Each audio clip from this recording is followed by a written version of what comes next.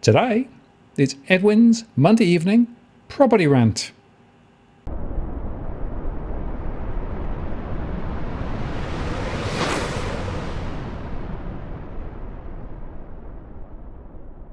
Hello again, it's Martin North from Digital Finance Analytics, world's latest post covering finance and property news. Another Monday evening, and Edwin is back for another rant. Hello, Edwin. 7 days to go before it's all over. Well, sort of. And before the world, before the world, before the world changes from what we know it to be. But yeah, the funny thing, Martin, is that there are, in my opinion, there's going to be three major points that are going to determine the election, as I posted up on X. The number one, I call it the boo-hoo-hoo. That's with relation, in regards to the distraction with the dawn service ceremony. I call that boo-hoo-hoo. And the price of eggs is number two. This is all going to determine the election. And I'm going number three. I don't know what it is yet, but I'm going towards political feelings, or the our political leaders' feelings, and hate speech, hate speech. The feelings of our illustrious leaders out there in the warpath of gathering votes. Well, yeah, I mean, there's a few interesting things to sort of talk about there, right? It's hard to sort of go past the eggs just briefly, right? So, yes, the price of eggs have increased in the last few years. And of course, we had the problem with bird flu, et cetera, too. So more than $8 is more like the number. Interestingly, the latest opinion polls come out pretty much, well, Labour 34, Coalition 35. The Greens are down a bit. One Nation's up a bit. The others about 12%. So there's a lot of room to go yet. And interestingly, it seems to me there's big questions about how accurate the polls are. We'll see, I suppose, in a few days. But this whole shenanigans, I mean, the whole election cycle and all of the discussion has been pretty limited. I would just sum it up with this slide. We're going to spray a bit more money around, spray, blast, whoosh, whoosh, whoosh, right? Because effectively, that is the only idea. Let's try and bribe a few more people here, there, and everywhere. But if the polls are true, and this is what I think is really quite interesting, if the polls are indeed true, then it comes down to what horse trading will go after the election.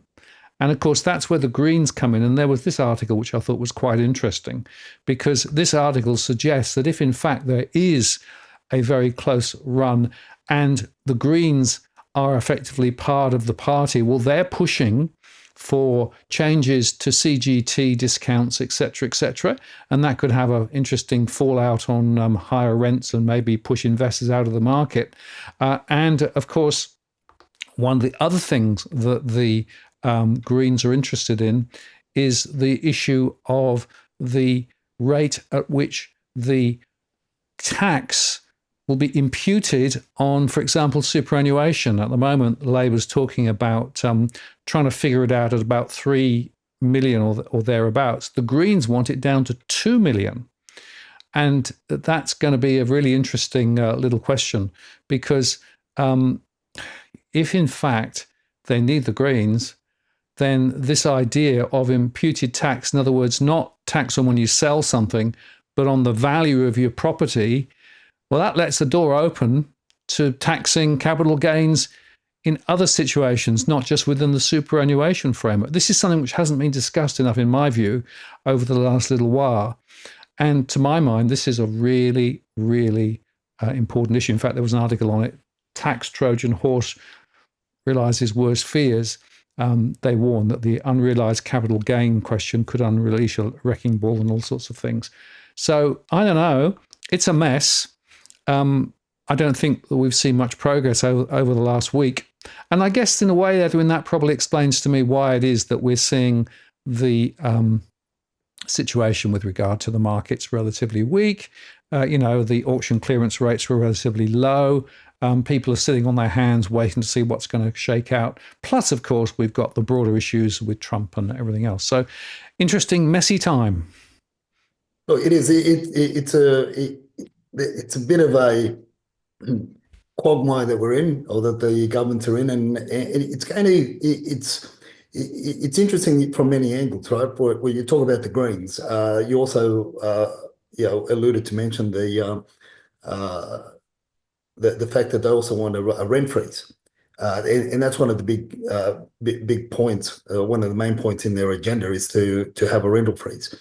So if you've got a rental freeze, and if you've got a taxing of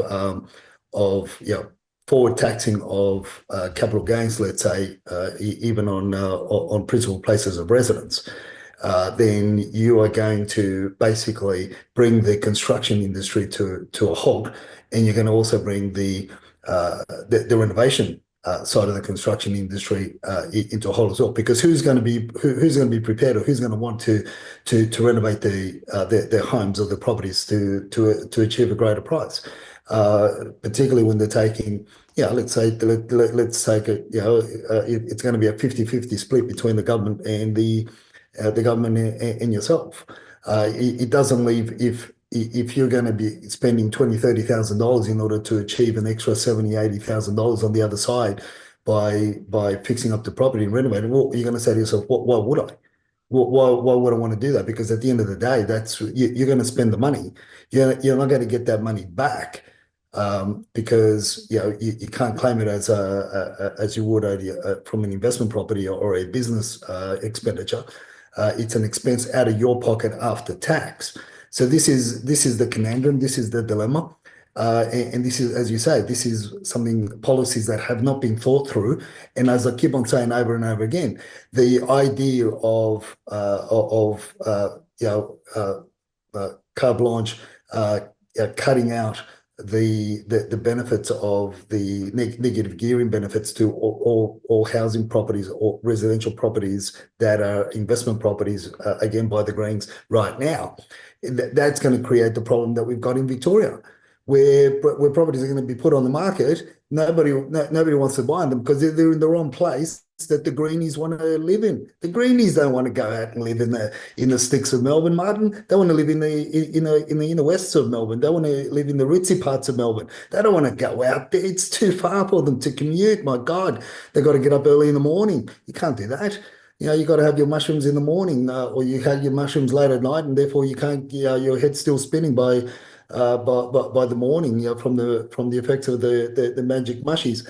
So you've got all these things that if government taxes, if imposts and further government regulations on investment properties were the go, we would not be having the dilemma that we've been having in Melbourne. And as I said, when that was proposed, when that was going to be happening there, I said, watch this space, because the effect that the land tax impost, all the government imposts that were put on the investors in Melbourne was going to create a kerfuffle, was going to create a mess, and it was not going to have the result, and it has not had the result that many wanted it to have, and that is to make housing affordable. Yes, it's made housing affordable, but as I said, in the sticks where people don't want to go out and live.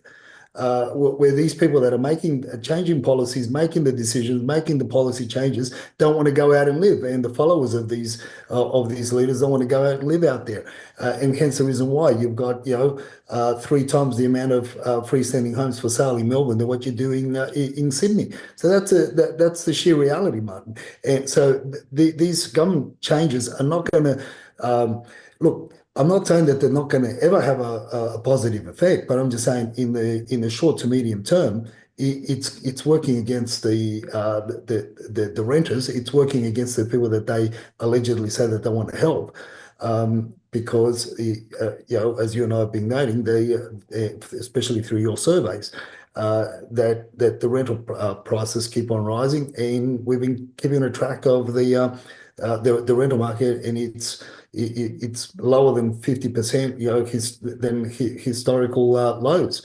It's a shame. It's a sham.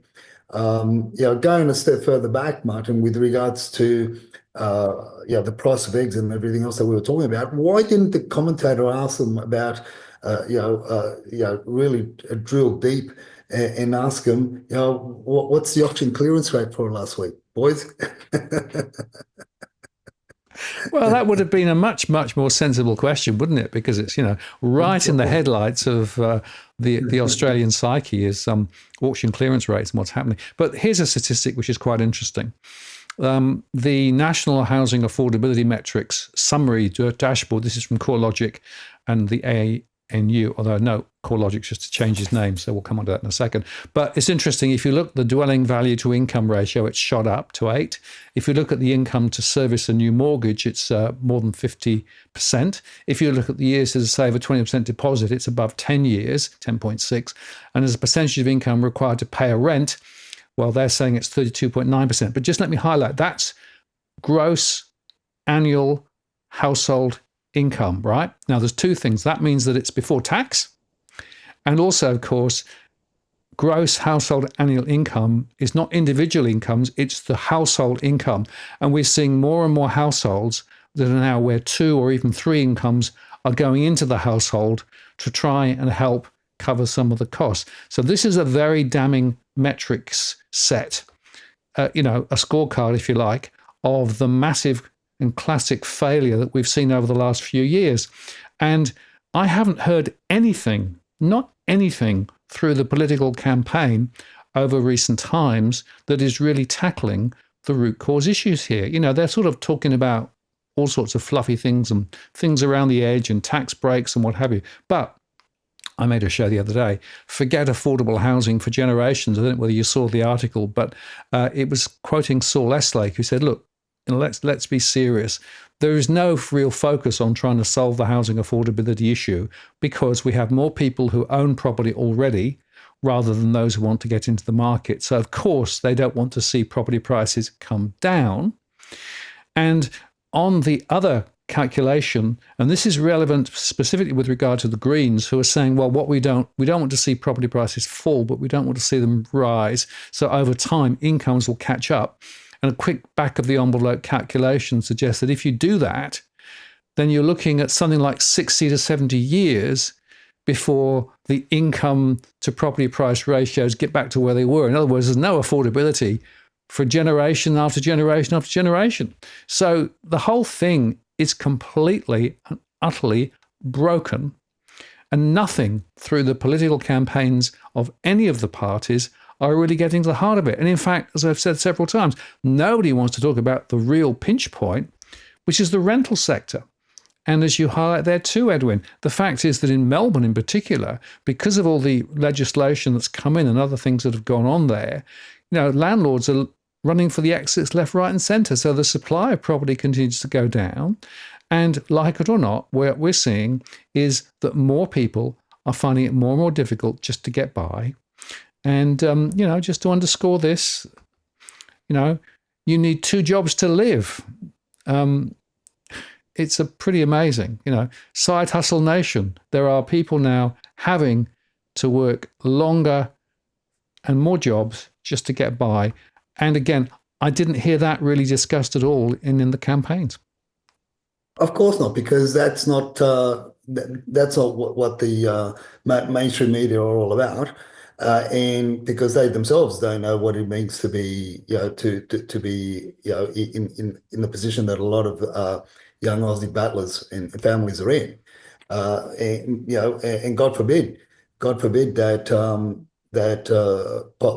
politicians would have to rent, or or they would struggle. I mean, and this is the whole thing, Martin. Whichever way you look at it, whether it's the Greens, the Blues, the Reds, the lefts, the rights, the ups, the downs, whichever side of politics is politics, and they sooner than later become the haves or the elite. And they get into a cushy job in a cushy position, and sooner than later, within months, if not years, if not a decade or two, they forget that they soon forget. They talk about it, but they soon forget the struggles that the majority go through or are going through, and then they bring on this so-called textbooks. Solutions to problems without really drilling into into the heart of the matter, and it all becomes a textbook, or as I say, for many, for the real estate industry, all properties look great on glossy brochures. So everything looks great on textbook. Everything looks hunky dory when a think tank that's just spent $300,000 determines whether or not a road crossing should be put across Windsor Road and Castle Hill, or a funny rainbow pedestrian crossing in around Martin Place, all this sort of shit, right? So you've got think tanks that are created to come up with on paper ideas, and they don't work. They don't work, but we seem to always go back, and we go back to uh, you know all these money spinning solutions, which then give those that are in power, or those that behest for these reports, give them the out, because then later they can't take ownership. As I said, Martin, before, you should have to have a license to be a politician. Although, I mean, as a real estate agent, we carry licenses, but many fraught those with, like as we've got them out of a Cocoa Pops box or something like that, or Kellogg's Cornflakes box, or a Wheat Bix packet. But there should be a license, and there should be penalties against politicians. I mean, you talk about hate speech. Well, you know what, mate? I'm feeling pretty bad that a lot of the promises that we got promised last time around didn't come to pass. So I'm feeling very hurtful. Yeah, my feelings are hurt, Martin. I'm paying a lot more for my electricity. So surely we've got a case against politicians because of those promises that they made, and I feel hurt. I mean, this is the sort of stuff. This is the sort of fluffy stuff that we're spinning around. And in the meantime, the rest of the world are looking at us with envious eyes. The rest of the world are looking at our lands and our mineral resources and our farmlands, and for the greatness that we are, they're salivating, and we don't appreciate it, or our politicians don't appreciate it as much as to protect it for us, for the Aussies that have sunk in a lot of blood, sweat, and tears into this nation. Well, I agree, Edwin, that there is an external view and an internal view. And the external view is that Australia looks pretty attractive, right? If you're sitting here in the UK, or in Asia, or India, for example, places like that, Australia looks pretty attractive. Why? Because the exchange rate is down, so property is cheap. It's a relatively peaceful country, relative to many others. And the weather's not bad. So there are reasons why people externally think it's great. When you come and look at it internally, though, and I just want to come back to the rental crisis, this is quite interesting, because the rental affordability has worsened in more than 8 out of 10 electorates since the last election. But neither Labor nor the coalition offer compelling policies to help renters, according to analysis. This is an article here, and they show the tight squeeze in many places. So the rental sector is looking pretty difficult. And one of the interesting observations, which is something which is not being reported very widely, in my surveys, the first generation migrants, so people coming into Australia, often with money, are actually the most rental stressed of all cohorts. So what I find fascinating is that whilst there are some that come in and are able to buy and get on the property ladder, no problem, there are also a lot of people coming in, migrants coming in, going into the rental sector, particularly in the outer suburban areas around some of the major cities, and are immediately under rental pressure because of high rents, and the rental stress levels are going through the roof. So again, it's this external, internal view, and there's a big conflict going on between these two views, I think. Look, the other thing, the other side, there is another side to that story, Martin. There is another side to that to that scenario, and that is one that is not publicly spoken about, and that is that a lot of the new migrants that have been coming in, as you said, there's a good portion of them that come in with money, and they'll rent for, as I said.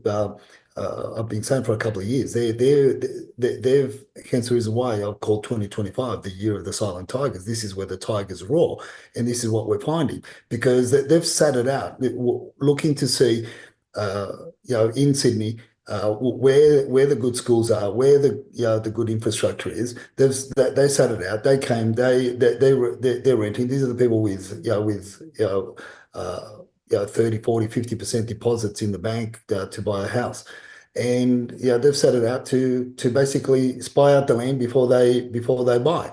Now, there is another side, and that is those that have come in with some sort of government assistance, or they've come in with very little money, and or they've gained a PR through the student visa pathways that have made it very easy for those that come in through with student visas, or any other form of visa, that then they would then take them through appealing to the ADT to get permanent residency, and they struggle. But the other side to the rental stress scenario, Martin, is the fact that a lot of these people from a lot of nations in a lot of parts of Sydney, in the western parts of Sydney, the southwest region, the west region of Sydney, they take advantage of the situation as well. And that's something that's not really talked about. And they know how to milk. They know how to milk the cow. They know how to milk the goat, and they know how to milk, the government, because they get government assistance. They rent properties, and then they move on. They don't pay the rents. And the unfortunate thing is, Martin, is that obviously you can't police how people live. You can't police how they actually live. In that sense, it would be and part of their cultures are really not gelling with the way that the property management sector would like them to say, would like them to behave, would like them to proceed with, and they take advantage of the goodwill, uh, and this is something that creates a form of adds to the rental stress because they get themselves into a lot of trouble. And I'm talking about, there's from the property managers that I speak with, there's a lot of gambling issues. The majority of it's gambling issues, addictions of one form of another, and then the landlords have got no choice but to eventually, after 2, 3, 4, 5 months, in some cases, some people have even been able to stay in premises without paying rent for up to 6 months before they get sheriff's orders to be turfed out.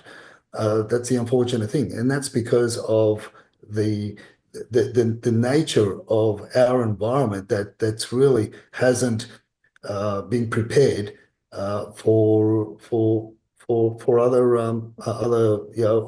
ideologies, philosophies, peoples that have come in and just taken advantage. That's the unfortunate thing, Martin, and that adds to that ledger. But I guess at the moment, where you're feeling from the foreign investors, from foreign or new PR holders that come into Australia, they're still hungry for the for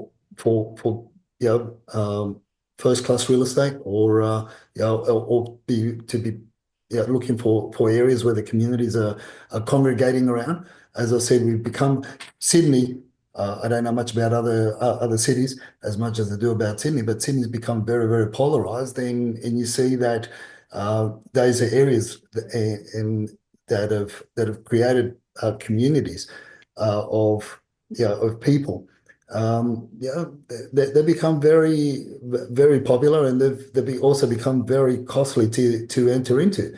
So it's one of those things that works totally against the premise of assimilation or integration, or multiculturalism because we become very, very polarized, and that polarization of nationalities across Sydney has created areas to become super wealthy in terms of land value, and others to not as wealthy.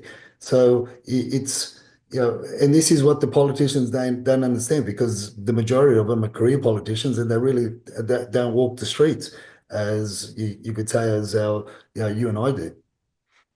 Absolutely. And just on the issue of the Indian situation, we should probably just refer to this because, of course, there is currently a conflict going on between India and Pakistan, and people are talking about water supplies being turned off. And, both sides, of course, have nuclear capability.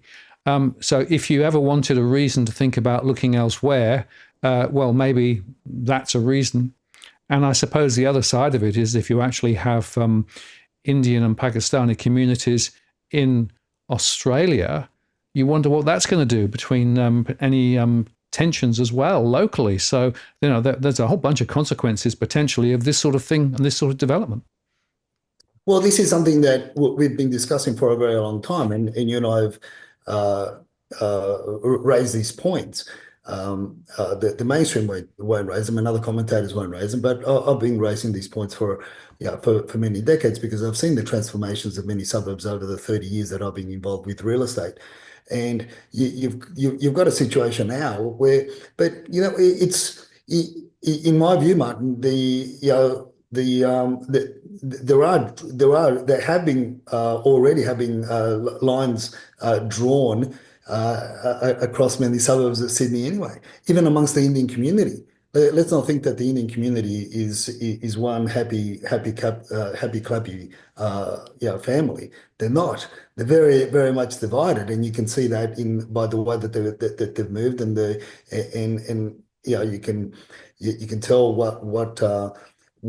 from what region of India the people that live in certain communities are from, and they make up the majority. And then you look at the shops, and between the Indian and the Pakistani side of things, you've looked from my observation, I've seen a lot of the Pakistani movement down towards the Campbelltown region, and you've got the Indian community, Parramatta and Blacktown. So there's already been a, a line drawn in the sand as well, because of the different religious beliefs and ideologies and philosophies. So you've got this scenario there, yeah, and you got to ask yourself the question, who are we going to bat for if it becomes very hot? But the important thing there, Martin, that for the sake of the show, is we got to start asking ourselves the question. We know that the Indian community is flush with cash because of the wealth, the era of the, what would you call it? The part of, you could call it also a golden era as well, that they entered into very much at the from 2020, from the start of the of the pandemics to now, where the property market just shot up because a lot of work got shipped abroad, and it just the whole nation just from the main city just started pumping, and a lot of that money, as we've shared in the show once again, that from people that have bought off the plane 3 or 4 years ago are now realizing those gains that they've had, 200, 300, 400 fold in their in the money that they put down as down payments, and if not more. Um, because of the huge capital gains that they've had, like from buying off the plan in high-rise developments there in main capital cities of India at 450,000, and then getting offers at 1.2 million, and a lot of that money. You got to ask yourself the question, where is that money going to go? And more so to our point now is with the rumors or imminent war or DEFCON 2 or whatever DEFCON they're up to in terms of the war status, people are going to think twice about going back to India or going back to Pakistan, uh, and settling down more here and grounding deeper roots here. So, question is, what parts of Sydney are going to be uh, sought after with greater esteem, uh, moving forward. And this is where our followers and our viewers, are ahead of the pack. And if you're looking in those in the areas where these communities are going to be looking into, you know, my take is, get in a lot earlier than post, 2, 3 months post election, because a lot of these changes, and if things escalate in these countries, but not only if things escalate in India, even if they don't, there's a lot more reasons for wealthier Indians to come and bring money back here, or even the expats or people that live here that have got investments over there. They're bringing here and upsizing, and hence the reason why you've got this major clash of bidders, or buyers in your North Rocks region, in that belt up there, because you've got the WeChat chatterers that can't afford Chatswood anymore, the younger families, and they're moving down across the Lane Cove River, and then you've got the silent tigers moving up from your hills areas, moving up to settle up, and it's I call it the hot zone, because you see it. I see it. We see it on a weekly basis at auctions, how they. It's the silent tigers versus the WeChat chatters. But this is something that we've been sharing for a little while, and I think that it's going to escalate a lot more. Now, moving more to the point, also along those lines with the silent tigers, is what the WeChat chatterers are thinking, Martin. This is an interesting thing as well with what they're saying, and obviously the WeChat chatterers are more interested in your Blacktown regions or in your southwest regions, more from an investment point of view, as opposed to a principal place of residence. And it's all about gold. The what ifs, what they feel and what they believe is going to happen with gold. Yes. Well, it's worth, I think, just going through that in a bit more detail because, of course, quite recently, China has been a very big acquirer of gold, particularly physical gold. The Chinese central bank has been buying it. It's one of the biggest buyers. And we also know that a lot of Chinese people have been buying up gold too, both through jewelry and also gold bars. I suppose the question is, ahead, is that going to continue, or are we going to see some of the WeChat chatterers saying, well, hang on a moment, is this gold such a good proposition as we perhaps once thought? Well, and that's part of the article that being shared amongst the WeChat chatterers there, that you posted up earlier on, and this is what basically when, in a nutshell, saying when everybody's pushing to buy gold, and saying that it's going to shoot up again, the retail investors will be the lambs to the slaughter. In other words, in their words, is they're going to be this is when the institutional investors are basically going to harvest the retail investors in their in this push to buy gold. And in the article, and in the general commentary amongst the WeChat chatters, is they're talking about three main reasons why you shouldn't be focusing on gold right now. And one of them being the gold price may drop, and drop very quickly. Particularly if the US raises the rates, the Fed raises the rates, which we saw a similar thing happen in 2013, where gold dropped 10% in a day.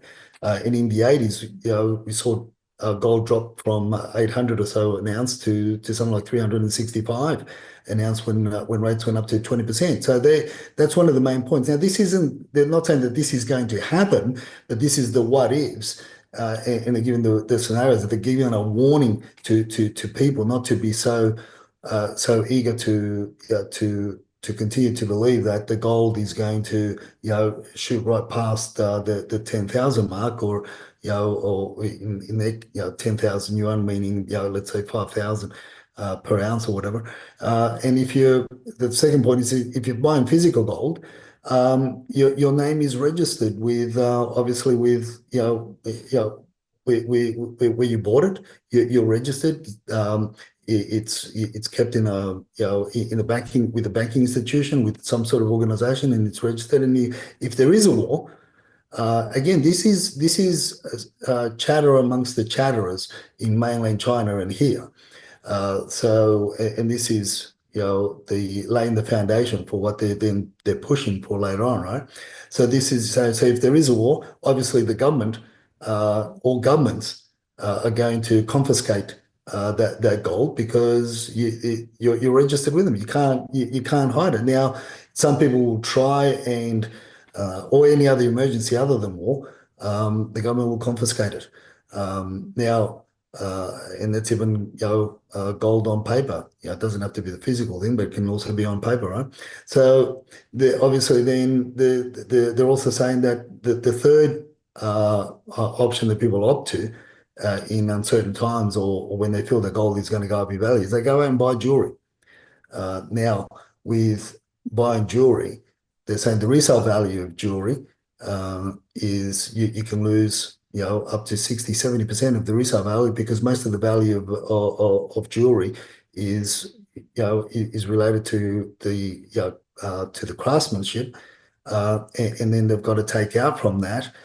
So you end up with 40% the value, or 40% of its true value, or the value that you paid for it. So if there's a crisis or a need, such as what people found in Ukraine when they tried to sell the gold chains to buy food in parts of Ukraine. It was rumored or reported that gold chains, that they were getting 20-30% the value that they were once bought at, and it's not so easily and readily available to for you to transact with gold as well in any emergency situations. So that's what we're talking about gold currently. So then the yeah um, the reporter, or the commentator, starts talking about what's the alternative, and a lot of the commentary under that article, they start talking about the alternatives, and that they all come into unison, and for the WeChat chatterers, as always, the common theme and the common goal is premium residential property in first tier cities. And secondly is obviously keep cash available and handy, because in any situation, digital currency is not going to get you anywhere. And as you know, that China is very much into the digital currency, and you're not going to really be able to get by with digital currency, or if power's down. But then you only got to stretch that out a little bit more, and look at things that have been happening in other parts of the world, and will continue to happen, and the rumors of wars and other uncertainties all around the world. So yeah, so what does that mean to us, and what does that mean to to those that are looking to buy in? Well, the WeChat chatterers are back.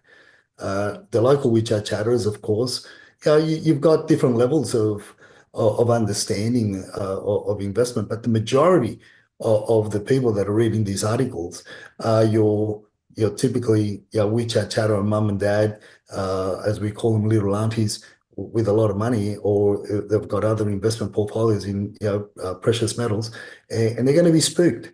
So again, I feel that post the election, spring, and also depending on how the numbers are tracking, is going to be a very, very uh, you know hot market if the numbers are low. Now, obviously, and I stress this. This is in certain markets of Sydney and certain types of property in Sydney, because they also understand that there are properties that are just a no-go zone as well, in Melbourne, and just as much in Sydney. You make an interesting point there, and in fact, there's another video, isn't there, which is fascinating to talk about briefly because they sort of talk about that. Well, Melbourne is Australia's Melbourne, but Sydney is the world's Sydney. So there's almost a big contrast in people's minds between the trajectory in those two markets, which of course we have seen for some time, and the gap between Melbourne and Sydney looks to be, in their minds at least, extending. Yeah, and it was the WeChat chat. It was the WeChat chatters that set off that little cracker off in Melbourne, and we were first cab off the rank to warn people and tell people and prepare people as to what was going to happen there because of the WeChat chatters that were going to be pulling out. So this is a video, Martin. That's a snapshot of a video from a commentator in mainland China. So this was just sent, 5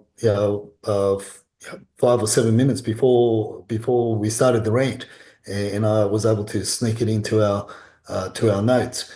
And obviously it's from a WeChat chatterer that over there watches us and listens to us, and that's connected with Dusty and Evan here, and said, "Oh, look, this is could be great news for Edwin Martin to share on tonight's rant, and it's timely because given the political situation that we're in, given the circumstance that we're in, given what's happening globally, this gentleman nails it when he says Melbourne is Australia's Melbourne, but Sydney is the world's Sydney. And he's talked specifically about the difference between the median house price in Melbourne and that in the Melbourne region and that in the Sydney region. And he basically spells out as to why, and pretty much what you and I have been talking about for the last 3-4 years. Yeah, absolutely. Very interesting to see that coming through. And I'm having more and more one-to-one conversations with people separating the Sydney sheep from the Melbourne goats. It's really fascinating. And when you start pointing to some of the factors that have actually led to the negativity in Melbourne, and the fact is still going on, okay, the people were trying to talk prices up, but actually, if you look carefully, that's not really what's happening. It's fascinating to see how different the two trajectories are. And ahead, I don't think that's going to necessarily change.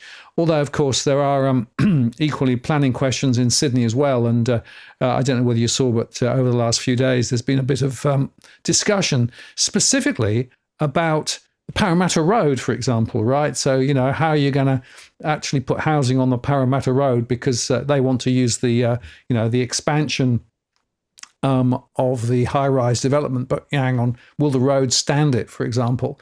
I think that's a really important point. And, we've said for a long time that the planning is a real significant issue. And this article came through saying council fear over mega unit plans, and inner city council is fighting an $880 million proposal to build more than 1,000 apartments in the Parramatta Road, arguing the towers would overshadow houses on the opposite side of the thoroughfare, despite the project sitting outside the council boundary. And of course, it's all going back to this issue of we need to build higher, we need to build smaller, we need to, et cetera, et cetera. So it is a very interesting little conundrum here. But given the demand for housing and given the demand for housing in Sydney, these battles are going to rage on, aren't they? Well, they are, Martin, but let's not forget that we've had the planning change, the changes reform to the local government area controls. That's being in the pipeline, and Mins was a very much an advocate of that, and that's something that's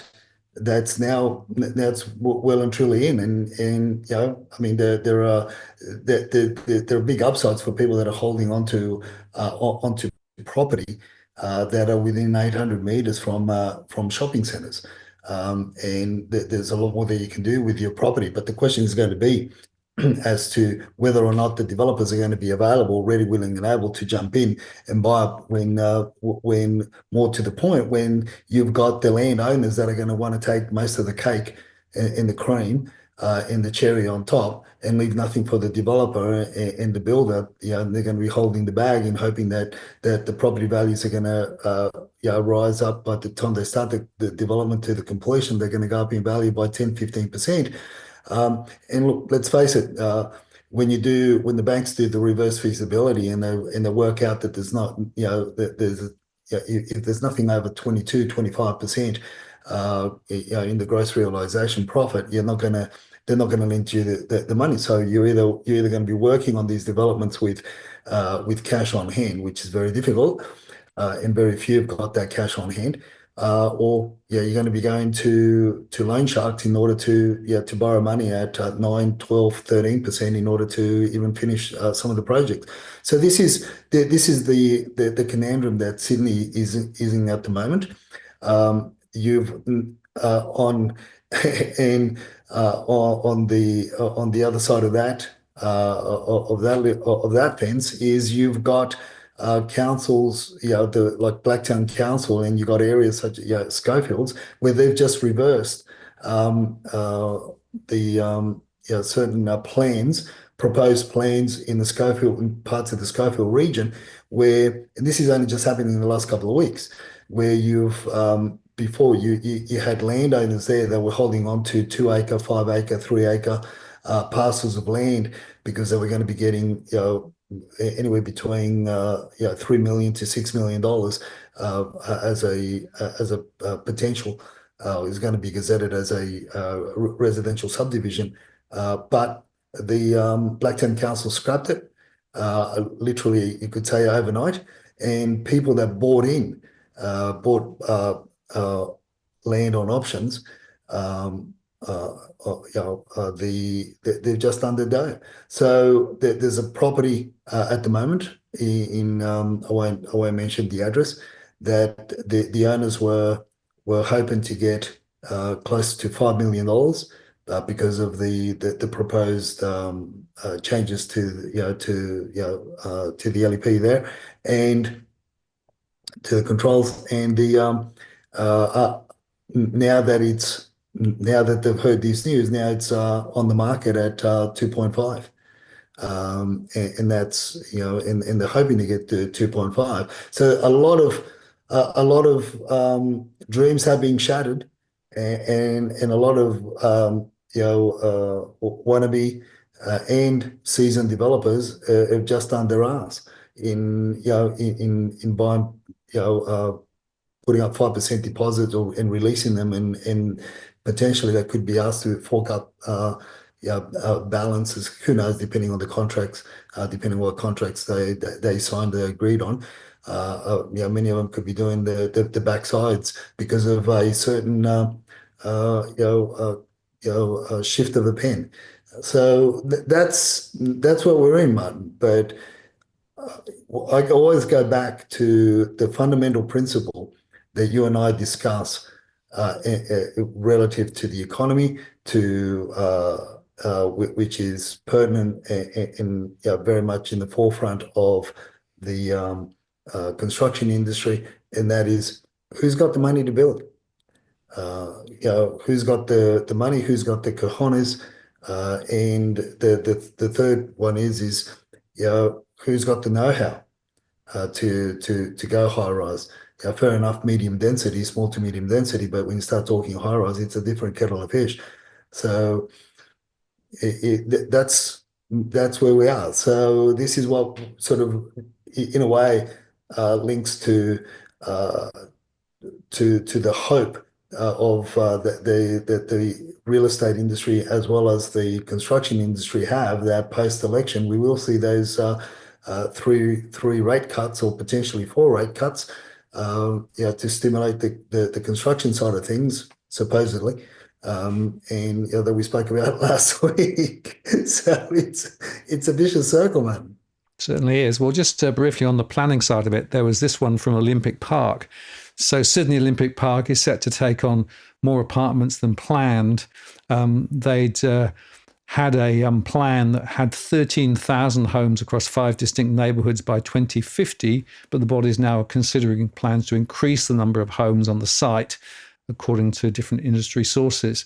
And, massive further growth. So that's one angle of attack. But I thought this was quite an interesting little take too, because if you look carefully, here's the Gold Coast example, where in fact developers there have decided to halve the height of an apartment tower because the economics of trying to build high is actually running against them. So they're taking it from 40-something stories to 20-something stories, which I thought was quite interesting. So there are considerable pressures on the building and construction sector.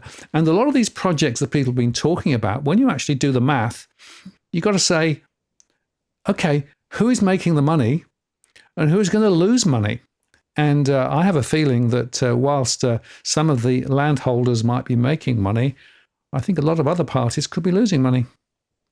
Yeah, and the other question to add to that, Martin, is who's going to be buying them? This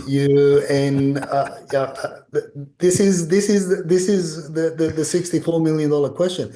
Who in the world is going to be buying them? Because a lot of the locals are very well educated not to buy in the high-rise development sector, and they'll push further out if they really want to buy a property. They will push a little bit further out and buy into the older, more established, the ones, the devil that you know, not the devil that you don't know, because of the ongoing costs. So this is why I'm not convinced that neither the libs nor the labs post next weekend will dial back on their immigration policies, as I put up on my on my X feed or Twitter feed, and that is they'll change the name of the visa, they'll change the number of the visa, in order to hoodwink the general public to say, oh, see, we eliminated this visa, we eliminated this category,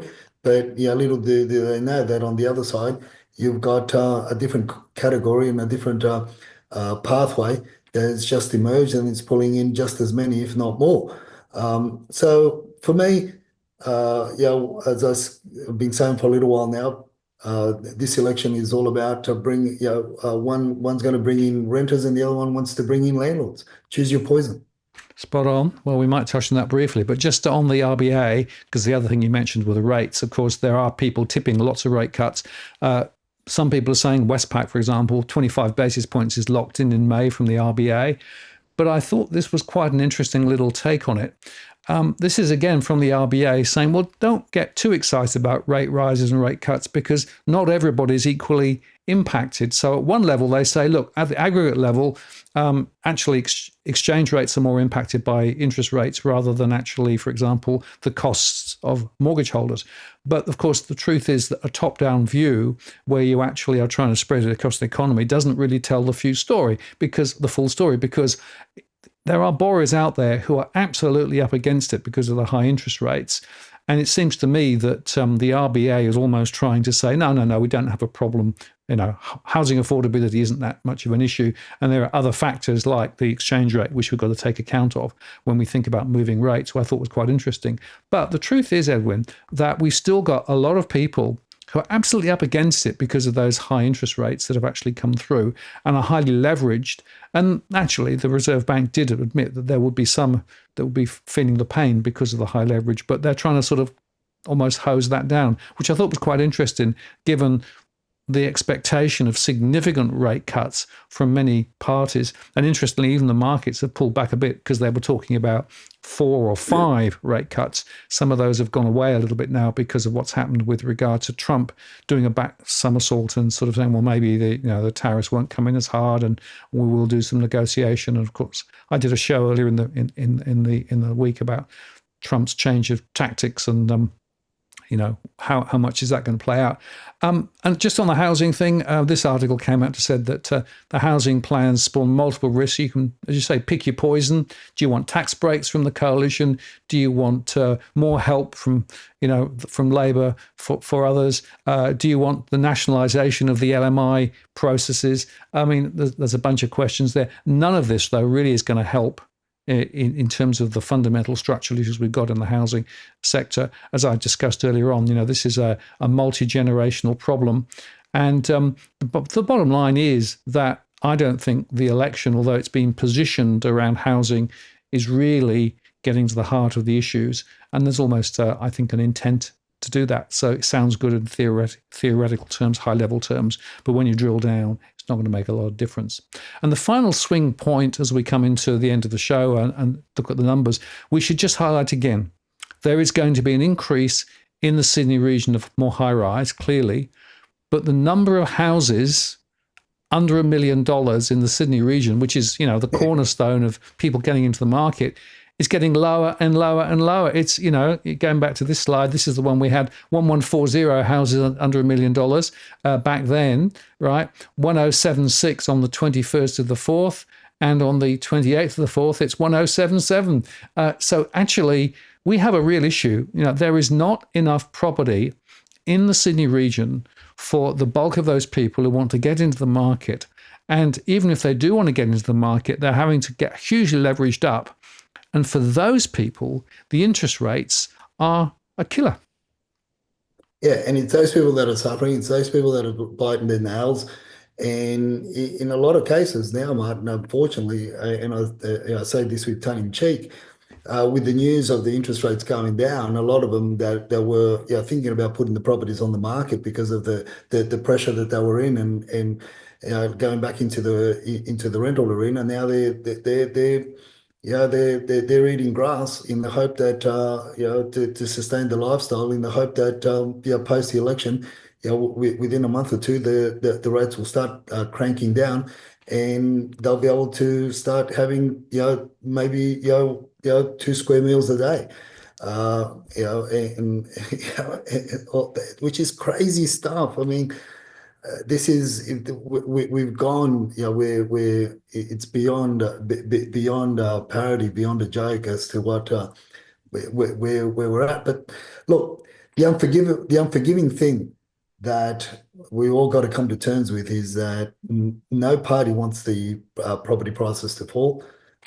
We're not going to see that in the Sydney region, as is my backyard, and we're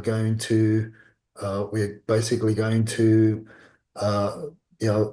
see continual rises in property values across many parts of the Sydney markets, and around the freestanding homes, your villa style homes, your duplex style homes, anything bar the high rise development. As much as the government wants to push and corral people into the younger ones into the first home buyers, and incentivizing them to get into off the plan apartments. I think we've gone beyond once bitten twice shy. I think we're up to the 3rd or 4th stage there now, where people are just absolutely venomous, the locals, that is. But without the construction, without those the high rise, what do you do with the tenants? But it was never a short-term solution anyway. It was always going to be a 5-year, 7-year, decade, just to get to square it off. But whilst the immigration policies continue the way they are as well, you're not going to have much of a change. So people as individuals are going to have to really chew the bit, or bite the bit, and bite their tongue, and just tail up, head down, and move forward in the direction that they want to move, whether it be better in the lifestyle to get a better rental, be in a better rental position, be in a better rental region, to accommodate the children and their needs or health needs, or those that want to get into the market. I mean, there's so many pushes right now, and there's so much BS, and there's so much noise about boomers this, boomers that. Now they want to basically, last week they tried to kneecap them. This week they're trying to decapitate them by pushing some other BS around the kicking them out of their homes, and taxing them more, or this or that. I mean, this is the crazy why, because nobody wants to really no none of the majors want to really tackle the biggest elephant in the room. Well, I think that's absolutely right. The other element in the room, though, I made a show on this yesterday, was what I call the new build property con. And this is something which I just want to highlight. Go check out the earlier show. But basically, Edwin, this is me through my one-to-one conversations. I've got involved with a number of new builds and people getting caught out with the contracts and caught out with the poor quality of construction in the new builds, and then finding that effectively the local building authorities go on the side of the builders rather than the side of the individuals. And they're being forced to try and sign off as completed when buildings are not complete. And they don't have the wherewithal to be able to actually trust what's going on. So what we're finding is more and more and more, the builders are just bodging left, right, and centre, and then using contractual terms to try and say, oh, it's fine, just sign it off. Otherwise, you can't get occupation certificates, etc., etc. And I'm getting a lot of individual homeowners who spend a lot of money, and this is high rise and low rise, and can't actually get any satisfaction because the building regulatory processes don't work, the building authorities don't work. The independent surveyors, quote unquote, are working for the builders. The builders don't care. And what it means is that the new world of construction is you can't trust anyone. Yeah, and one of the biggest rises in applications in the tribunal over the last 6 months has been lot owners in high-rise developments. In new high-rise developments, in recently handed over high-rise developments, taking both the builder and as well, in a lot of cases, taking the strata managers, because they're obviously it's a dangerous liaison between the builders, developers, and the property and the strata managers. And that is one of the biggest rises in areas of matters that are being heard in the tribunal, and they are chockers with it, Martin. They are chockers with the strata companies won't proceed. The poor bastards, the individual lot owners, have got no option but to take it on themselves, and it's a costly exercise if you can't mediate it. If you can't, if it goes beyond mediation, it can be very, very costly, especially when you start going into appeals and you start then seeking leave of the tribunal to get lawyers involved. And So this is why I say that the locals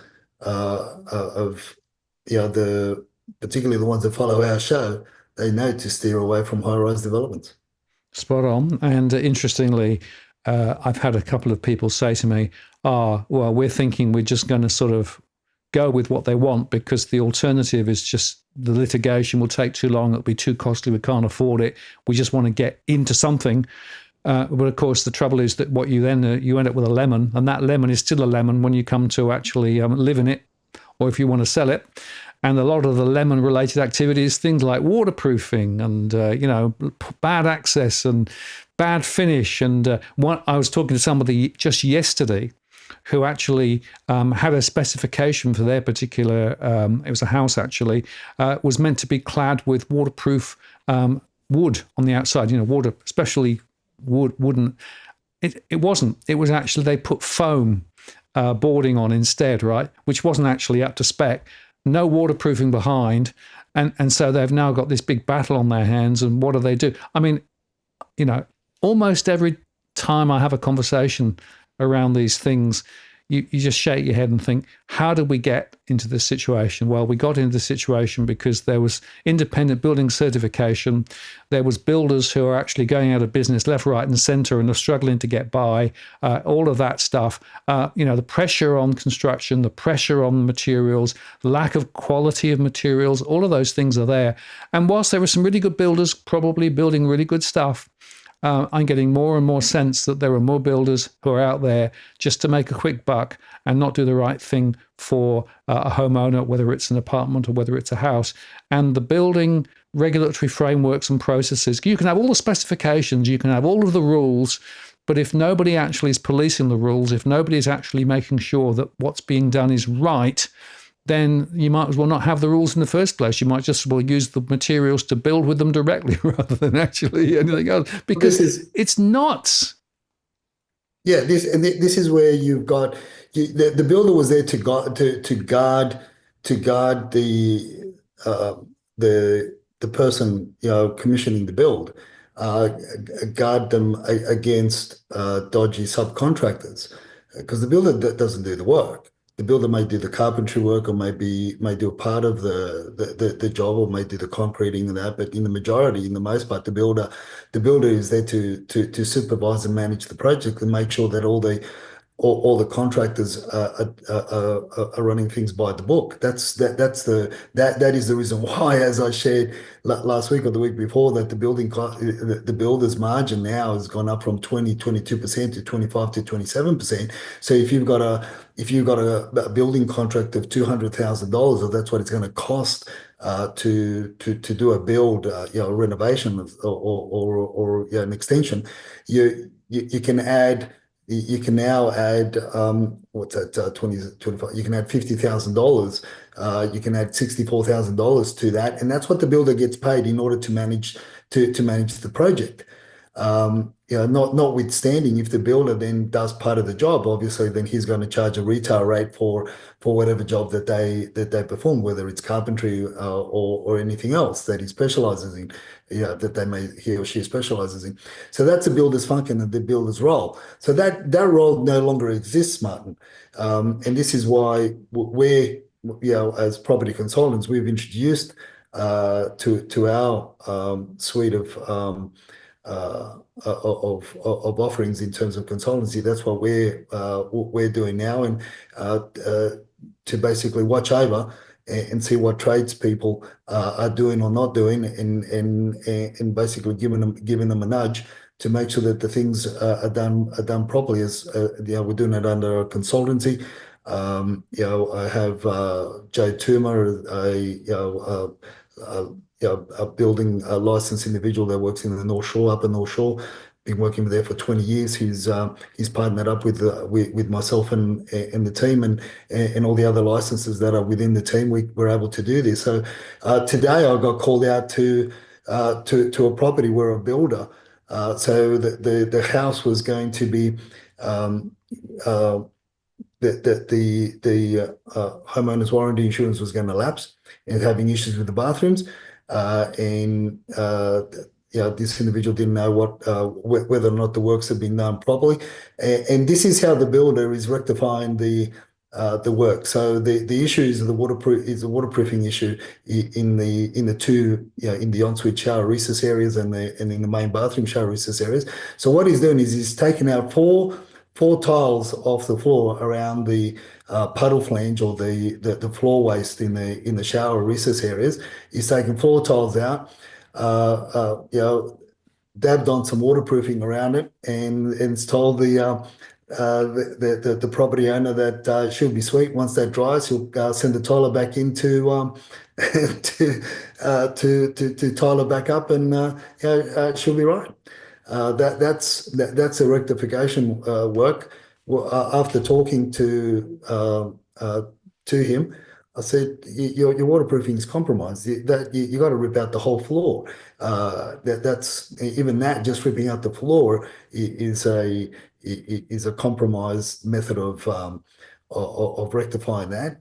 And besides that, the issue is not around is not on the floor. It's more on in the wall, where in the internal angle of the wall. And I showed him on the other side of the outside the bathroom area, in the external angle where the gyprock was already bubbling out, and I said, if it was just the floor, why is the gyprock bubbling out at 1.2, 1.5 meters? so it's so obviously the water hasn't traveled up from the puddle flange or the floor waste to that spot. So the whole waterproofing is compromised. But this is how he was going to rectify it. I said I'll hold my ground. And moving forward, obviously, depending on what the builder then decides to do after my inspection of the works that his tiler and waterproofer were doing, then they're going to have a meeting amongst themselves and determine what's going to happen. So unfortunately, obviously, that's a paid gig, and that's something that I got called out for as a consultant. But not everybody can afford yeah, consultants, and how many stages do you call your consultant, and how many times do you call them? But there are, but that's the need that's out there now, where because the builder has foregone that that role, because then they don't want to they don't want to cut back on their gains because they're overstretched themselves. I mean, for whatever reason, depending on how they run the show. That's the problem with the whole industry, Martin. Yeah, it's bust. It's absolutely a bust, and unfortunately, the regulatory processes just aren't working. We should just briefly close with the numbers. So let's just quickly look at the Sydney. So on the 21st, there were 19,638 properties listed for sale in the Sydney region. Jump forward a week to the 28th, 19,744. So they continue to go down, but the chart shows that we're still tracking higher relative to last year. In the domain story for Melbourne, on the 21st, 27,371, 27,627. So there's more coming on the market in Melbourne, which tells you something quite important about the Melbourne market, as we discussed. And Brisbane, 3,666 on the 21st, 3,586 on the 28th. So a slight fall. And the auction levels are still a little bit quiet, but of course we've had holidays and Anzac and all those things, Edwin. Yeah, but if you look at the trend though, it's an interesting trend though, Martin, in comparison to last year. Yeah, last year we had the same holidays at different weeks, obviously for Easter, but you look at the trend. You look at the last 3 weeks. I'm not counting the last 4 weeks, but that is a huge drop in numbers. This week should have been a lot higher than the numbers that we've got on at the moment, 390. That's Yeah, look, I'm looking at the bright side of things, Martin. I'm looking at more people that have been watching the show realize that perhaps auction campaigns aren't the way to achieve the best sale price for your property, and many are getting dudded. That's my take on this, but there's certainly no no, no confidence in that side of things at the moment, and that is very, very telling across the board because the market is choppy. Hmm. It's very, very choppy. There are a lot of unknowns, a lot of uncertainty, and the next few weeks are going to basically give us a hint of how we're going to fare through the middle and the end of winter. Uh, because people are waiting. I'm still saying that there will be a further drop in activity, both in buyers and both in sellers, which in a way nullify each other out anyway. Very good. Well, let's just quickly look at the rentals. So in 21st, in Sydney, 10,256 rentals listed. A week later, 10,804. And in Melbourne, 10,967 on the 21st, 11,103 the following week. And that's probably to do with the time of year, etc., etc. But again, I'm still seeing a lot of people under huge rental pressure, and more than half of their incomes going on on just getting somewhere to live. And things are not getting any better. And in fact, I think they're probably in some cases getting worse. And as we come to the end of the show, Edwin, you've just got a little take here, which I think is quite interesting in terms of a story about an auction that didn't quite go according to plan. Yeah, look, Rob, one of our followers, sent me this on X, and it was rather interesting, and it's pertinent to the rant today as well because of what's happening around the auction numbers and how low they are. But it's interesting how in a turbulent market, or call it turbulent, call it choppy, call it uneasy market, Yeah, people have got to really choose. People have got to really think twice before they put the property out out what type of marketing campaign they choose for the property, and they go along. Don't just because the selling agent tells you doesn't mean that it's going to be the right thing. And this is a quick story that he sent to me from the property forum. That this is what happened over the weekend. Our house was supposed to go to auction yesterday, Saturday the 26th. It did not sell due to no registered bidders. I really think that it was the wrong weekend to go to auction. I had voiced my concerns initially, but the agent assured me it was fine. He did have plenty of people through the doors at all the open homes. Was it really the wrong weekend to have a 4-bed, fully renovated home in Blacktown area to go to auction? It's rather interesting. Rather interesting. Two things. The first thing is did you stand around a bit? Did you sit in your car down the road to see and was there really a lot of people attending, going through the door at the open house inspections, or was it just a Furby that the agent told you? Don't know. Secondly, I mean, this is an agent that really doesn't know how to. Yeah, well, he or she, in my opinion, that they were focused on one thing, and that is getting the owner to, you know, you know, rain, hail, or shine. They wanted to sell the property because they were focused more on the commission than on achieving the best result. If you've got no contracts out, if you've got nobody that's telling you that you're going to register on the day, and or register prior, you've got no assurance, no firmness of somebody registering on the day. Why go all the way? Why go all the way and get go through this scenario is the question, because all he does is to any potential buyer, any real interested party that just sat back, just looked at the whole thing, they're saying, well, okay, they may have been guiding depending on what part of the Blacktown region, let's call the midpoint 1.3 million. Now I'll go in and make an offer of 1.15, because it gives you a sense of desperation because the auction just failed. I don't know the whole story behind it, but on face value, it's the wrong strategy for the wrong time. And he says it, he says it himself. I initially, was concerned and told the agent, but the agent said, no, it'll be fine.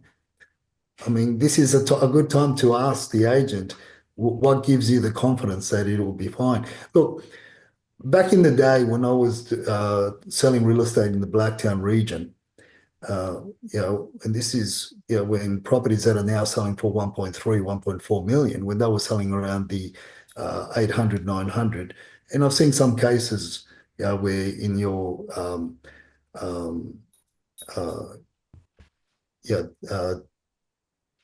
Layla Park, and the other one was over in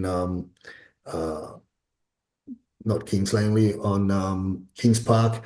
You had properties around the 1.1 million where people registered on the day, and that was the first time that they saw the property. But that is a rarity now. But back in the day when the homes were around the 700, 800, that was a common thing. But nowadays, to expect somebody to come in and register on the day on a 1.3, $1.5 million property, you're asking a lot. So you just got to be careful moving forward with the campaigns that the agent chooses for you if you're looking at selling your property. Yeah, I think that's exactly right. Be careful, be cautious, and make sure that they're not taking you down the river. Edwin, we've come to the end of the show. I just want to share one last slide because I just wanted to celebrate the fact that my wisteria is now out in full bloom in the garden here. It's one of the most amazing shows we get each year, and it's just at peak. And I thought people might be quite interested in just seeing that. Here's a close-up. So let's celebrate spring in the Northern Hemisphere. Let's celebrate the fact that, the election will soon be over, and then we can try and sort out what's really going on with property, because at the moment it's all over the place. Thank you so much for spending some time with us this evening, Edwin. We'll look forward to catching you again next week. Thank you, Martin. All the best to you. Take care. Bye.